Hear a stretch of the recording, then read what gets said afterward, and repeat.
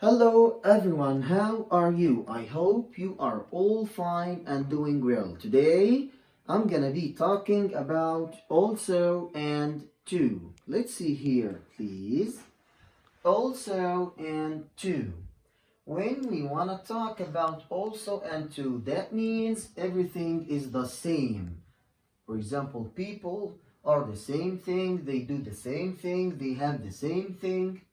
Okay, let's start with also.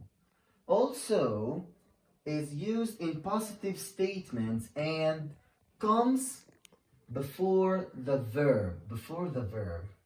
Like here, this example, Jack speaks English. Jane also speaks English. So Jack and Jane speak English. They do the same thing. They speak the same language here. Also comes after the verb to be. The verb to be. Am, is, are, was, were. After the verb to be, like here. Jack is American. Jane is also American. So Jack and Jane are both American. To is used at the end of a sentence. Here, let's see. Jack is American. Jane is American too.